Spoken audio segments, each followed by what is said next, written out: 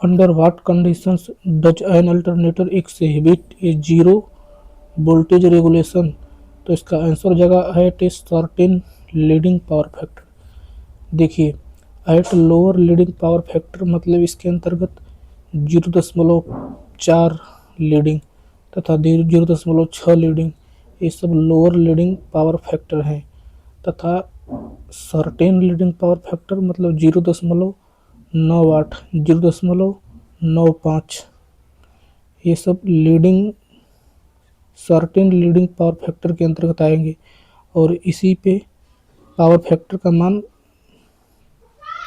Certain leading power factor मतलब 0.8 lead, 0.9 lead तथा इसी पर जो वोल्टेज रेगुलेशन होगा वह जीरो होगा। देखिए यहाँ पे वोल्टेज रेगुलेशन का मान दिया है लीडिंग पावर फैक्टर तथा लैगिंग पावर फैक्टर पर।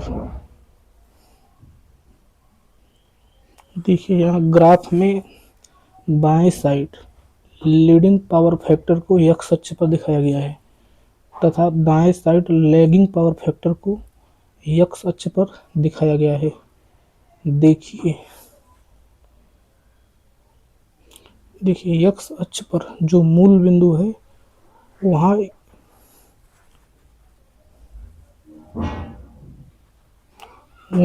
यूनिटी पावर फैक्टर है। और देखिए उससे जब हम जो लेफ्ट साइड है वहाँ पर जाते हैं 0.95 लीडिंग पावर फैक्टर पे, तो वहाँ जो ग्राफ का जो बिंदु है वह एकदम से एक्स अक्ष पर है। मतलब कि वहाँ पे जो पावर फैक्टर है उसका मान यानी वोल्टेज रेगुलेशन का मान 0 है। और फिर देखिए लीडिंग पावर फैक्टर साइड मतलब कि एक्स अक्ष के जब बाएं साइड चलते हैं तो उधर जो वोल्टेज रेगुलेशन का जो ग्राफ है वह नीचे होता जाता है, मतलब नेगेटिव होता जाता है। बट देखिए मूल बिंदु और 0.8 के बीच में जो पावर फैक्टर है वह 0 के बराबर है, 0 के लगभग है। और देखिए जब राइट साइड एक्स अक्ष पे जब चल रहे हैं तो वहाँ पे जो पावर फैक्टर है वो तो लैगिंग है तथा वहाँ पे देखिए वोल्टेज रेगुलेशन जो होता है वो पॉजिटिव होता जा रहा है। यहाँ पे जो यस की तरह बना हुआ है वो वोल्टेज रेगुलेशन का ग्राफ है। सवाल दिया if the power factor of 500 kVA 21 kilowatt 3 phase star connected alternator is increased from its initial value then the efficiency of the synchronous generator will. देखिए हम जानते हैं कि P बराबर होता है करणी में 3 भी आई कास फाई। यहाँ से हो जाएगा I बराबर हो जाएगा P बटा के करणी में 3 भी कास फाई। मतलब यहाँ पे जो I है वह 1 बटा के कास फाई के अनुक्रमानुपाती है। मतलब कि यहाँ से यदि कास फाई बोले तो पावर फैक्टर को बढ़ाएंगे तो करंट जो होगा वह कम होगा, जिससे कॉपर लॉस बोले तो आई स्क्वायर आर लॉस भी कम होगा। तो जो होगा कि एफिशिएंसी है वह इंक्रीज करेगा, बढ़ेगा। सवाल दिया है which of the following statement are correct about armature leakage reactance of alternator. देखिए हम जानते हैं कि जो लीकेज फ्लक्स होता है वह वेरिएबल फ्लक्स होता है जो कि लोड करंट पर डिपेंड करता है। तथा देखिए जो लीकेज रिएक्टेंस है वह आर्मेचर करंट तथा टर्मिनल वोल्टेज के फेज एंगल पर भी डिपेंड करता है। क्योंकि हम जानते हैं VT और IA के बीच में जो कोण बनता है वो फाई बनता है, जिसे पावर फैक्टर एंगल बोला जाता है। और देखिए जो फाई होता है वो मतलब वेरिएबल होता है। तो देखिए यदि जब फाई जब वेरी करेगा तो कास फाई भी वेरी करेगा। और जब देखिए कास फाई वेरी करेगा तो हम जानते हैं I proportional 1 by cos phi. मतलब जब तो वहाँ से करंट भी वेरी करेगा, और जब करंट वेरी करेगा तो जाहिर सी बात है कि जो फ्लक्स है, मैग्नेटिक फील्ड फ्लक्स है, वो भी वेरी करेगा, और जब फ्लक्स वेरी करेगा तो जो लीकेज रिएक्टेंस है वो भी वेरी करेगा। मतलब दो चीज़ पर डिपेंड करता है। It is dependent on load current, it is dependent on the phase angle between armature current and terminal voltage. Synchronous generator का वोल्टेज रेगुलेशन चेक करने के लिए डायरेक्ट लोडिंग टेस्ट किया जाता है। देखिए दो तरह का टेस्ट होता है, एक तो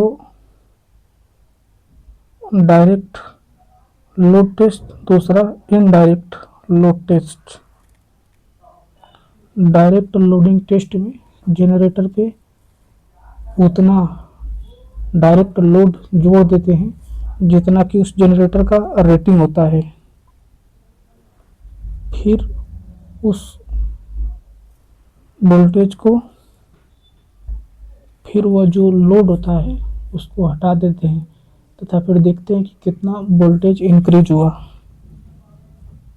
अब देखिए जो फुल लोड वोल्टेज है तथा जो राइजिंग वोल्टेज है उनके बीच का डिफरेंस देखते हैं, वही वोल्टेज रेगुलेशन होता है। तथा यह प्रक्रिया 5 kVA के कम रेटिंग वाले अल्टरनेटर पर किया जाता है। देखिए इसके अलावा हायर रेटिंग का अल्टरनेटर हो तो वहाँ पे इनडायरेक्ट लोडिंग टेस्ट किया जाता है। इनडायरेक्ट लोडिंग टेस्ट में 4 तरह के मेथड होते हैं। पहला ईएमएफ मेथड, दूसरा एमएमएफ मेथड, तीसरा पोटियार त्रिभुज मेथड, चौथा ASA method, American standard association method. Damper binding alternator में जो हंटिंग होता है उसको रोकता है।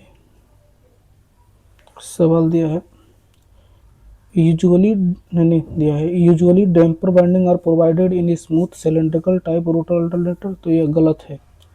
डैम्पर वाइंडिंग का प्रयोग सेलिएंट पोल रोटर के पोल फेस में लगाया जाता है।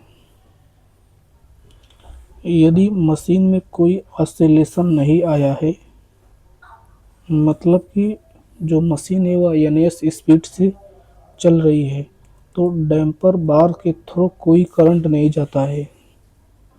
देखिए मतलब कि जो डैम्पर बार है उससे करंट तभी जाएगी जब मशीन में कोई हंटिंग हो, मतलब कि मशीन सिंक्रोनस स्पीड एनएस से कम अथवा अधिक की गति से घूम रही हो।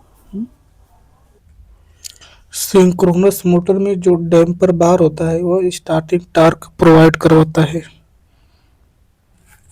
इसके अतिरिक्त सिंक्रोनस मोटर में हंटिंग को भी खत्म करते हैं डैम्पर बार। लेकिन यदि सिंक्रोनस मोटर की बात करें तो वहाँ केवल हंटिंग को ही ख़त्म करते हैं जो डैम्पर बार होते हैं, क्योंकि सिंक्रोनस मोटर में जो है कि सिंक्रोनस अल्टरनेट देखिए सिंक्रोनस अल्टरनेटर में स्टार्टिंग टॉर्क की कोई ज़रूरत नहीं होती है। उनको हम लोग मतलब कि मैकेनिकली टॉर्क लगाकर घुमाते हैं। सिंक्रोनस अल्टरनेटर में हम खुद का प्राइम मूवर की सहायता से टॉर्क लगाकर उसको घुमाते हैं, इसलिए वहाँ पे स्टार्टिंग टॉर्क की कोई ज़रूरत नहीं पड़ती है। देखिए यहाँ पे डैम्पर बार दिखाया गया है, फील्ड वाइंडिंग भी दिखाया गया है। डैम्पर बार कम रेजिस्टेंस वाले कॉपर द्वारा बनाया जाता है। सवाल दिया, देखिए स्टेटमेंट कौन सा सही है। पहला दिया है कि क्या फ्रीक्वेंसी जो पोल की संख्या बढ़ाने से फ्रीक्वेंसी बढ़ती है, तो यह सही बात है, क्योंकि हम जानते हैं यह बराबर होता है Pn बटे के 120, यानी यहाँ पे जो पोल है वह फ्रीक्वेंसी के अनुक्रमानुपाती है। मतलब यदि नंबर ऑफ पोल बढ़ाएंगे तो फ्रीक्वेंसी भी बढ़ेगा।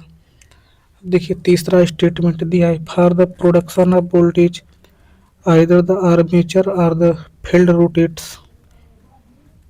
मतलब कि वोल्टेज को प्राप्त प्रोड्यूस करने के लिए हम जानते हैं कि आर्मेचर को रोटेट करवाते हैं या तो फील्ड को रोटेट करवाते हैं। देखिए जो डीसी मशीन होती है वहाँ पे आर्मेचर को एज ए रोटर यूज किया जाता है, तथा जब सिंक्रोनस मशीन हो तो उसमें फील्ड वाइंडिंग को एज ए रोटर यूज किया जाता है।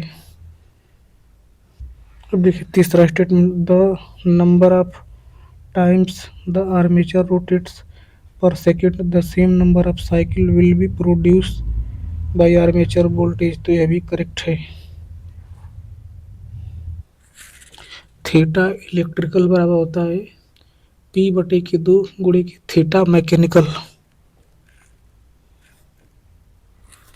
देखिए सिंक्रोनस जनरेटर का जो भी कर्व तथा उल्टा भी कर्व का ग्राफ बनाया गया है। तो देखिए यूनिटी पावर फैक्टर पे जो फील्ड करंट है वह एकदम मतलब मिनिमम है, लो है, तथा ध्यान दें तथा भी कर्व हमेशा आर्मेचर करंट तथा फील्ड करंट के बीच में खींचा जाता है।